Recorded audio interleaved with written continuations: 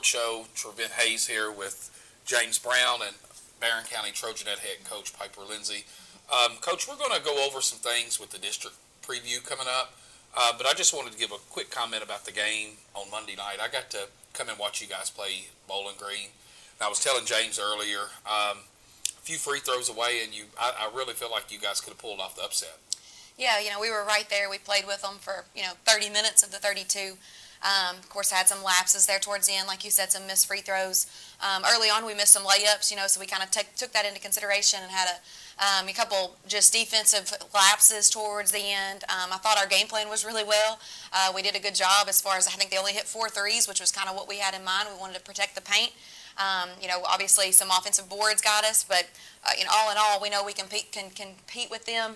It gave us a good challenge, so it kind of gives us an idea where we are. You guys are back-to-back what should have been tough games. I mean, the Bowling Green game, obviously, but Franklin Simpson, you guys played them on Tuesday night, and they were right there with you guys in terms of rankings, but you guys rolled through Franklin Simpson. Did that outcome kind of surprise you? Well, I just thought we played really well.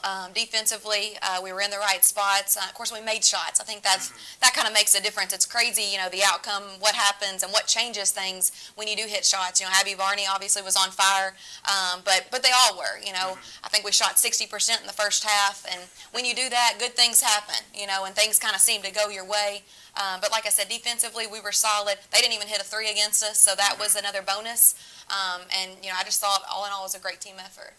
You guys are a couple of weeks away a week and a half away from the 15th District Tournament. 2 games on that Monday night over at Warren East. You guys will be playing the home team, Warren East. You've played them twice. Beat them pretty handily both times, although I think the first game you struggled a little bit offensively against them. But what do you think are the keys for you guys to be successful in that knockout round? Yeah, well, like you said, the first game we played them, we came out early and we were up 10, 15 points, and they just kind of creeped back in. They make you play chaotic. One thing we've got to do is we got to take care of the basketball. That's one thing we've been talking about these last few weeks, and is making every possession count, especially defensively. We can't have, like I said earlier, lapses or anything like that. Not that you have to play perfect. You don't ever have to play perfect, honestly, to win a basketball game, but you got to be solid. And, defensively, like I said, is going to be one thing. It hurts us with losing Macy Lockhart. Of course, we've kind of had to play with her for pretty much the entire 3/4 of the last part of the season. And but regardless, I think our guard play is solid, and that's one thing that we're going to obviously have to keep having. You mentioned the loss of Macy Lockhart. That happened during the Christmas tournament over at Allen County Scottsville. And to me, the first week or 2 weeks without her, it looked like you guys were really struggling to figure out what you wanted to do on offense. But the last couple of weeks, it looks like you guys have finally found that identity. Is that how it's worked for you? Yeah, I think so. It did take us a little while. When you take a kid out that was, 5'9", 5'10", our biggest size kid, which I know that's not saying a lot, but she played a lot bigger than what she was. But we had to, kind of move some kids around and play some kids in different positions. Katie Elmore has really stepped up lately, and Katie Gerald's 2 sophomores that they've had experience, but not this kind of experience. They kind of have more of a role play maybe last year.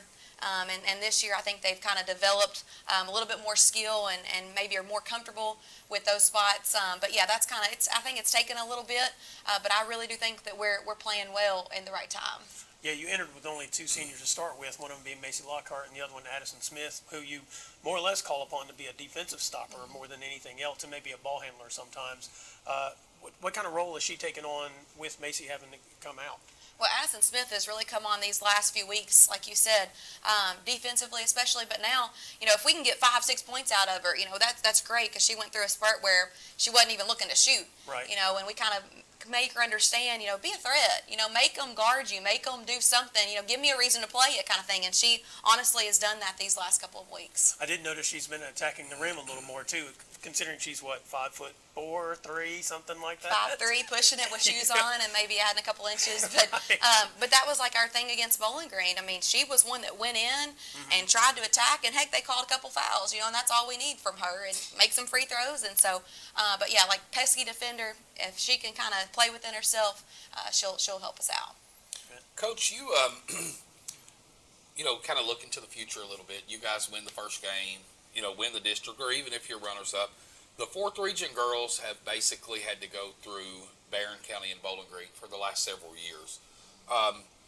And James and I were talking earlier, and that's what we foresee this year.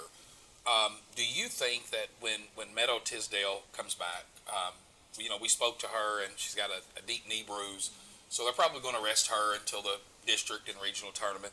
If you guys are both healthy and you meet again, do you think that your girls can come over that edge and beat them in the regional tournament? Well, I think that's our mindset. That's our positive mindset for sure. We absolutely believe that we can. I mean, that's kind of been our goal from the very beginning is, let's get past the district, obviously. Let's play Bowling Green again, and we absolutely do believe that. I mean, they're solid. They've got, 3 Division I players, essentially, and we've got none. But we play hard. They do, and they battle. And I'm telling you, I never have to get on the girls for their effort. And I think as long as we continue to do that, and like I said, if learning from Monday night's game, I know that another player will be thrown out there, but that's okay. Hey, we can make some adjustments, and we can, obviously we'll do the best we can. As a former player at Barron County, a successful player, and I think you guys won the region when you was there. You was on the team with Patrica, and went down to Diddle and watched you young ladies play. How important is it to you to continue that tradition as a coach? Well, I mean, I think it just kind of means a lot for the program. I mean, it was neat playing under Coach Butler in 2004. That's when we won the region. And I think just to kind of carry on that tradition, a lot of the things I do are from Coach Butler and learned from him. And I just think it's great for the program and for our school. When you look at the district as well, outside of just your team, I mean, what do you see in the district and the competitiveness of it? Well, I feel like Allen County Scottsville's tough, and same thing with Glasgow. I feel like both times we played them, or at least the second time, we made a lot of shots, and I thought our defense was on point. Of course, they're going to make adjustments. Coach Dunn does a heck of a job, and heck, Kelsey does awesome too. I mean, I voted for her thought she did a great job as far as Coach of the Year. So, but of course, it's for her first year here, and she's got those girls playing hard, and I think that that's a lot of what you have to do. I mean, you got to get the kids to buy in. But as far as with Allen County, they've got guards that can play. They've got some size inside. Regardless, we'll have to come to play regardless. What were your expectations for your team this season? Well, we've won 5 districts in a row, so we want the 6th. Of course, that's what the program has done. This team wants to continue that tradition and obviously win the district. We wanted to go 6-0, get that 1 seed, and then our end goal is always to make it to RUB. So that's kind of the main thing that we're focusing on. I think you have one player on this team that has played in RUB. Is that right, Katie Murphy? Mm-hmm. When she was in the 7th grade, was it? Uh-huh. Does she have any influence on that ambition? I mean, maybe a little bit.